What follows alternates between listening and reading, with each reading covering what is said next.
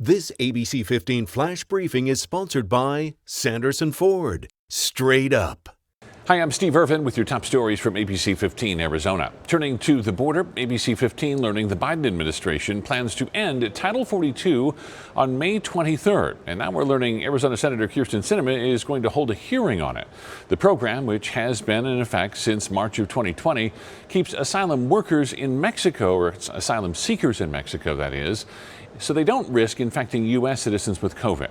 Now, despite that, the senator on a recent visit to Yuma learned the city averages about 1,000 illegal border crossings a day. Sinema and fellow Arizona Senator Mark Kelly oppose ending Title 42 until there's a plan in place to deal with the migrants that are likely to come across the border in even greater numbers. Homeland Security Secretary Alejandro Mayorkas will reveal the plan during Sinema's hearing, and the concern, even among immigrant rights groups, is that once the restriction ends, the border will be flooded with people seeking asylum. I suspect there's going to be thousands, maybe hundreds of thousands, who are going to be able to go and seek asylum, which is a legal process. Last year, 1.7 million people sought asylum at the southern border. Many of those immigrants remain on the Mexico side. One of the oldest school districts in the state forced to close more schools, saying a decrease in enrollment is one of the driving factors. Assistant Superintendent Mike Berrigan with the Glendale Elementary School District saying this decision did not happen overnight, saying it has been an open discussion with city leaders and the community for the last 4 or 5 years. Last year they closed 2 elementary schools, but given the decrease in enrollment, they are now having to close Bicentennial North and repurpose 2 other schools. Coyote Ridge is going to be the systems of care. And then we have Desert Garden, that's going to be the preschool. Berrigan says low birth rates, issues with affordable housing, and competition from other schools all contributed to low enrollment, adding these closures are part of a multi-year plan to keep the district financially solvent so they are not taken over by the state.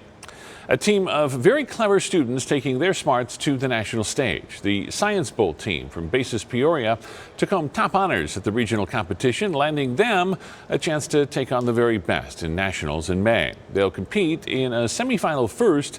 If they land in the top 8, the team will then head out to Washington, D.C. in hopes of being named the 2022 national champions.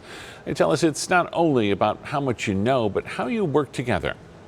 It really is an exercise in teamwork. Like, knowledge is important, but it's just as important as working as a team together. And at regionals, we were like a well-oiled machine. We were checking each other, making sure we didn't get things wrong.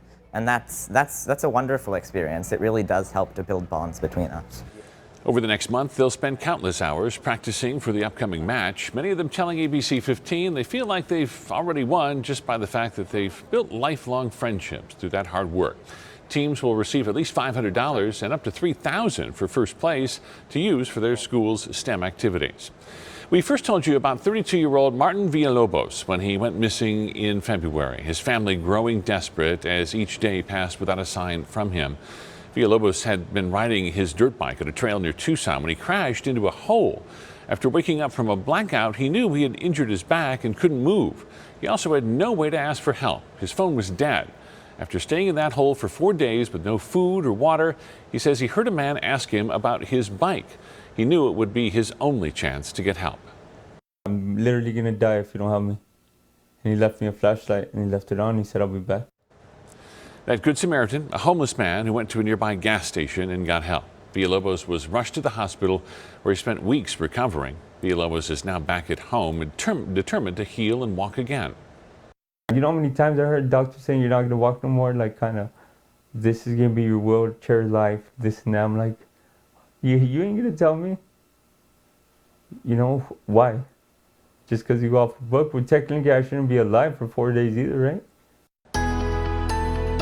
Tracking your most accurate forecast now. I'm meteorologist Jorge Torres. We're expecting a warm first weekend of April across the valley, with temperatures starting off in the mid-60s tomorrow morning, climbing into the lower 80s by midday and reaching 87 degrees by the afternoon. So a toasty one for all the spring training games, not just for Saturday, but also for Sunday. Of course, the last weekend as well for the Arizona Renaissance Festival. And the Water for Change 5K in Scottsdale looking fantastic, with temperatures in the morning starting off in the 60s too. Elsewhere across State 48 today, temperatures will be, at least tomorrow anyway, a little bit warmer, with highs in the lower 60s in Flagstaff, Heber, and Shoalo, 70s in Payson and Globe, and 80s from the valley into the west. Now, as far as cloud cover, It'll be clear for your Saturday, but by Sunday we'll notice a little more cloud cover coming in from the west, but it does look dry, at least for the valley forecast. Up in the high country, there's a slight chance for a sprinkle or two late Sunday into Monday. Here's your 7-day forecast. We go in the mid-80s for a while. In fact, early next week looking breezy, but then turning hot beginning Tuesday onward with highs in the low to mid-90s.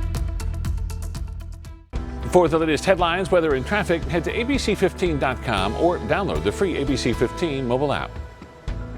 This ABC 15 Flash Briefing is sponsored by Sanderson Ford. Straight up.